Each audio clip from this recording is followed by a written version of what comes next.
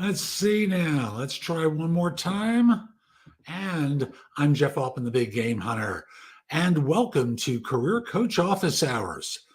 Tuesdays at noon Eastern, I spend a little time talking with you about, I feel questions about job search so that this way you're getting expert advice from someone who's lived in that world for many, many years. So I'll just simply say, if you've got a question for me about your job search, put it in the chat so I can answer your question live. And, if you're shy, I don't have to put your image up on screen, but I will read your question to people.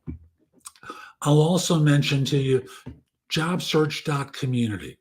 That's a site that I created with video courses, books, and guides available to you at one price. And depending upon the level of insider access you ask for, you get more or less time coaching from me. Even so, I've made things modestly priced in all levels for the information that you're getting and the coaching that you're receiving. So I want to encourage you, join me at JobSearch.Community and get insider access to all of my video courses, books, and guides, and ask me questions about your search. And you can have me coach you around your search. So again, that's JobSearch.Community. It is very helpful. I've helped a lot of people. Folks love the site because they don't have to pay for coaching all the time. They can get the information when they need it instead of as opposed to on my schedule. And there's like almost 30 courses there at this point, courses, books, and guides. I've got some free stuff on the homepage, so come join me there, and I hope to have the opportunity to help you. Now, I want to start today by talking about the job market because the report came out on Friday with an average for these times report, 144,000 new jobs. These days, that's an average number. And, it's sad to me because I do remember the days of 300,000, 400,000, 500,000 new jobs being created. And I'm not talking about during COVID recovery. I'm talking about years before that when folks we're doing a lot of hiring. Now it's a lot more modest. And worse than that, the Bureau of Labor Statistics of the U.S. hasn't been particularly accurate in its initial numbers. So, for example, the June report was revised downward from an okay number of 179, better than this month's, but still okay, to 119. Last month, 114,000 was considered a bad month. So I have to say June was bad. And July translated into them revising it from 114 to 89,000.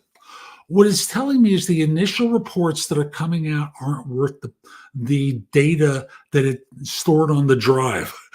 It's just not accurate. And I don't want to impugn bad intentions to them, but I've seen this happen before where when Democrats are in office, as we approach elections, the numbers are higher when they're announced and no one hears the revisions. They only hear what's nicknamed the headline number. They don't hear when it gets changed downward. So I'll say to you, the 144 that was announced last month, that's going to change. It'll go down because that's the way it's been for the last couple of years. So, 144, maybe it'll be 120 if we're lucky, which is but it explains a lot of the reason why you're struggling to find work. For those of you who are on LinkedIn, the jobs being created are not really for you. Construction. Many of you work construction. How about social services, or as they call it, I think, social assistance? And then there's another category related to social services. It's like half the jobs that they announced were created or for these categories that none of you on LinkedIn perform. I'll just simply say it's so important for you to execute a plan for finding work well and not just simply figure it out on the fly. So I really want to encourage you, come over to JobSearch.Community, become an insider. Even at $49 a month, you're getting all the courses there that I have, all the books, all the guides to job hunting, and you can message me with your questions so you don't have to wait till Tuesdays in order to be able to get answers. So again, JobSearch.Community. Now, I have to go for about 30 minutes today, not really longer than that because I'm teaching a 1 o'clock course. I'm going to do a hard break for 1 o'clock, but I do have a number of questions that were sent to me in advance. And again, if you've got a question for me, put it into chat so I can answer it live. Now, first question is, does HR look at the same application you sent in to get the job? I'm going to interpret this. Do they see the application that you submitted for this position? Or do they see the same resume you sent in for the position? I'm not sure which one it is. Let me just take it as application. Yes, what else would they see? Now, the question is, since you're sending it in, it tells me applicant tracking system. Never, ever apply for jobs through applicant tracking systems because they're called the black hole for a reason. So once you're doing that, the system can filter you out and reject you without anyone ever seeing it. And often that's exactly what happens. No human being sees it. You're turned down. No interview, not a moment, nothing. So I'll just say for you, yes, it's the same thing that you submitted if it gets past the system. Okay?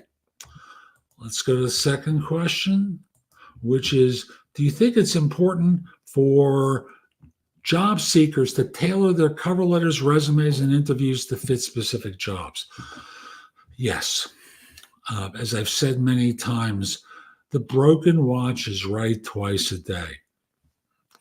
The same generic resume, cover letter, and such is right, occasionally. But you probably have more relevant experience. So you should customize it to demonstrate your fit for the role because they may want to see experience of yours that isn't emphasized in your resume. And they won't interview you because they don't have the time to chase you to find out whether you really have this experience. So yes, tailoring your resume, your cover letter, and customizing your answers for interviews is important. It's a difference maker. Generic doesn't work. And it's so easy to do customized these days. You set up a prompt with ChatGPT or whatever your preferred model is. It says something to the effect of, I am a fill in the blank. You put your job title there, who's interviewing for a position as a fill in the blank, the type of job it is, at such and such firm, and you provide it with the website URL. This is the position I'm interviewing for, and you copy and paste it into the feed there. This is my background. Give it your resume without your contact information. It doesn't need that. Tailor my resume for this particular job. And then from there, do editing to make it sound like you. Because sometimes the model's write in a more formal way, and that's not really going to represent you well. So tailor it for your voice so that in this way, it's done all the work for you. And then all you're doing is some editing. You can submit it afterwards. It works much better than a generic resume. Okay? So yes, it does make a difference. Next question is it too late to reply to a recruiter who messaged me a month ago on LinkedIn? Probably. However, write them back. Sorry, I haven't been on the site recently, but I just logged on, saw your message, and I don't know if this position is still available, but I wanted to get back to you, not have you think that I was ghosting you or ignoring you or anything other than I haven't been on the site because my work schedule's been too busy, and I want to get back. Could you tell me about the role that you're recruiting for? So I have an idea what it is you have available for me. Have that conversation with them. Do it fast, and it may be too late, but you never know unless you reply. Okay. So I'll just remind you, if you've got a question for me about your job search, put it into chat so I can answer it live. Okay. And let's see now. Next question is, what's the worst mistake you can make in salary negotiations?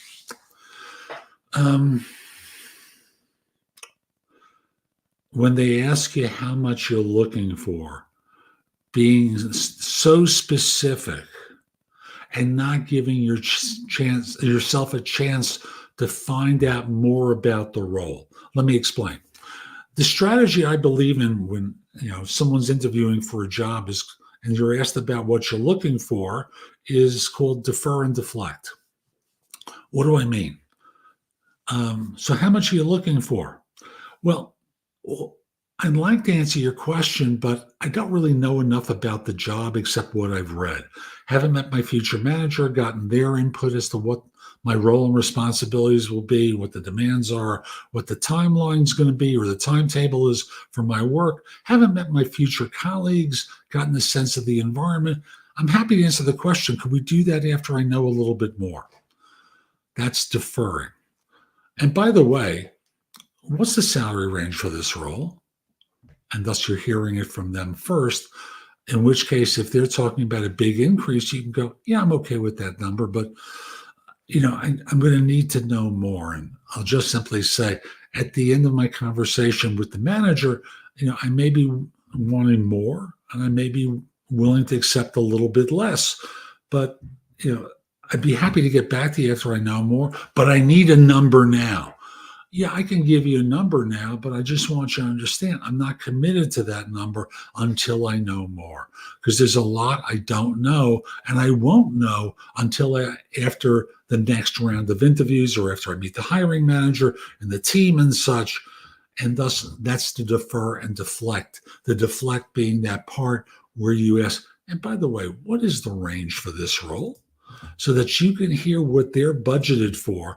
And if you hear a number that's too low, you can always respond by saying, based on my research, talking to people who are doing this kind of work in similar organizations, looking at some of the salary sites that are available to non-HR people, you're low on this job. Are you willing to be a little flexible? No, this is our budget, period. Okay, let's continue the interviews and talk. I can talk with everyone further. Are you willing to accept this number? For now, but after I talk with other people, I may change my point of view. And what you're doing is being remarkably honest, because they're being dishonest with you. So I say dishonest because they're withholding from you information, trying to get you to commit first before they've said anything to you about the job, the responsibilities and such. So defer and deflect, that's the biggest mistake I see, okay? So I'm just going to encourage you one more time today. Join JobSearch.Community and get insider access to my video courses, books, and guides. Ask me questions about your job search or have me coach you in your search. I worked in recruiting for many years, filled more than 1,200 full-time positions, plus consulting assignments. I work internationally, and people hire me for no BS job search coaching and career advice globally because I make the process of finding a new job and succeeding at it much easier. So I'd love to help you. Join me there. Become an insider, Insider Plus, Insider Premium, Insider 30, 60, whatever the category is, and I've got 6 of them there. Get to work with me so I can help you land your next job. Okay? Here we go. Why do employment recruiters reach out to candidates who are unqualified for the position that they're promoting? Well, there's a number of reasons, including they misread your resume. They may think from the way you worked it, you might have the experience that they're looking for, and they're reading between the lines inaccurately, quite obviously. So they're paid for being successful in their searches. They're not paid to help you find a position. They're paid by employers to fill positions. So they reach out to people. Sometimes they want to see if you'll refer someone to them. I'm doing a search for a client. This is the beginning of the way I would pose it. I'm doing a search for a client, a fill-in-the-blank type of organization located in wherever it was. They're looking for someone for a fill in the title. This is a quick synopsis of really what they're looking for. And I provide them with a quick synopsis or the job description. Would you know someone who might be qualified for this role, especially if they're not someone who should be qualified? You know, the 4-year person who wants to be a director doesn't work that way, does it? So I'll just simply say they reach out to people hoping that maybe you could recommend someone to them, and also with the hope that your profile is out of date and you might actually be qualified for this senior position. Okay, I've got more. So the next question is, what does it mean if you tell the recruiter you have no interest working for that hiring manager and he calls you 5 times? Why does he even care at this point? Well, the care is about his or her commission. It's a he. So they care about earning a commission, and you have a background that they think could fit this job. And they're going to try and persuade you it's different. You're wrong about this person.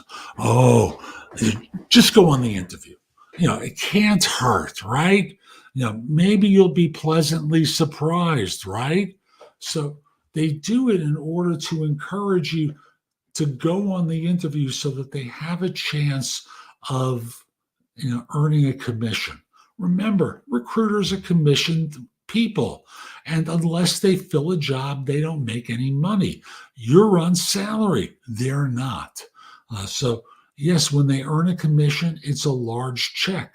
But there's a lot of times that they're not earning, and they may not be getting a check, especially for the new people. So they do it in order to continue the conversation, continue to engage with you so that they have a chance of earning a commission. How do you respond to a failed salary negotiation is the next question. Let's put that into chat. And there we go. How do you respond to a failed salary negotiation? With appreciation. They weren't willing to increase the salary. You're turning it down. I want to thank you so much for making time to be with me. Your offer was generous, but I have something else that's willing to meet my price. Or, I'm not satisfied with the role. I don't think I'd be happy doing this kind of work for you. Or, I have another interview coming up and it's a final, and I expect that they're going to make an offer significantly more than yours. So how do you respond? With courtesy, with a little bit of vagueness. As if you heard what I was saying, I never identified who the firm was. I never said anything critical of them. I just simply said, I have another opportunity. I'm close to. I think it's going to be a positive thing. And I'll just simply say, thank you so much for making time for this interview. And you sound sincere and humble, because you never know when you're going to run into these folks again. You don't want to be nasty. You never want to say something like, "What? That's a terrible offer. Go to hell." You don't want to do that kind of stuff. You want to be a mature individual rejecting an offer. They made one. They thought you were the right person for this role. You just don't think it's the right role for you. That's the way I would respond. Here we go. The next question is, I just submitted a job application. How long should I expect to wait for a response? Don't expect to wait for a response. If they are interested, they are going to contact you. Now, you can message them. Like if you did it on the morning of Monday, you can message them on Monday afternoon. On Tuesday afternoon, and just simply say, I submitted my resume to you. I haven't heard anything from it. A quick synopsis of my background, and you hit on the talking points for the role that would demonstrate your fit for it. Mention 3 or 4 different things in your voicemail, because you'll probably leave voicemail for them that would demonstrate your fit for the role. So I just want to encourage you. I'd love to meet with you and talk with you about the position. Hope to hear from you soon. My name is, and bring it to and with your phone number. So how long should you wait for a response? I would do it if you did it in the morning. Let's say on Monday, I do it Tuesday, like around 2:00. If I did it on Monday in the afternoon, I might go till Wednesday morning. That's the way I would play it if it were me applying for something. And I'll just remind you, if you've got a question about your job search, put your question in the chat so I can answer it live. Okay? Here we go, another one. Oops, sorry, that was the same one. I don't want to do that again. Okay. I've applied and interviewed for jobs for about 8 months now. And bear with me, please. There we go. It's a long one. I've applied and interviewed for jobs for about 8 months now. I've made it to the last round for a couple of these positions, and for whatever the reason, I don't get selected. Hours upon hours preparing and even creating presentation material to just be sent a rejection email. I feel like my confidence has been completely destroyed, and I'm finding it really hard to not just cry every day. Comparison really is the thief of joy, but it's exhausting to see others around who have the same qualifications but got luckier in their job search. I guess I just like to know I'm not alone in this job market. You are not alone in this job market.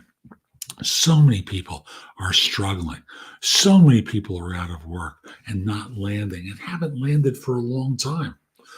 The long and the short of it is, it's hard out there. There are relatively few jobs. Like I think I saw the jobs report also mention that the number of new jobs open in the country were at the lowest level in 17 years. Really, 17 years. It hasn't been this low. So I'll just simply say job hunting doesn't have to be so hard, difficult, painful, or take as long as it does. The skills needed to find a job are different than those needed to do a job. And as a result, when you are struggling, when you're not hearing back from firms, one of a number of things is happening. One is they've never seen your resume. They get so many, they just haven't looked at it. Number 2 thing that goes by is they're not sure because you haven't done a good enough job to make it clear for them why you're qualified. Third reason, well, there's so many different reasons for why that happens, but the long and the short of it is, they haven't gotten to you yet. Maybe they're interested, maybe they aren't, but your goal is to always make them fall in love. And I'm going to bring today's show to a close just because I've got that class at 1:00 that I'm teaching, and I just have to be ready for it. So I'll just say, I'm Jeff Altman. I hope you enjoyed today's show. If you did and you're watching on YouTube, share it, leave a comment, click the like button, do something that lets people know it was worthwhile. Also, connect with me on LinkedIn at linkedin.com/IN/the big game hunter. I accept connection requests from people all over the world, except if you're a spammer or a scammer, unless you look like a third-party recruiter. Also, join me at JobSearch.Community. Sorry, let me turn this way. JobSearch.Community, where I have all my video courses, books, and guides. I'll have the newest one up there this weekend. It's about changing careers. So 10 steps to changing careers. It's break free and do the work you love. It's available on Amazon as a paperback, a Kindle book, or as an audio book. Order it. It will help you if you're doing a career change. And I've got a lot of stuff currently on the site. Like I said, I'll have this up over the weekend. And next week I'll be back. I'm hoping LinkedIn solves their problem with the events tab, where I'm posting this show and it's not showing up when you do a search. If you search my profile page, you can find it, linkedin.com/IN/the big game hunter. But if for some reason it still is not showing up in search, look for the title, JobSearch.Community. I'm sorry, Career Coach Office Hours, September 17th, 2024. Search for it on YouTube.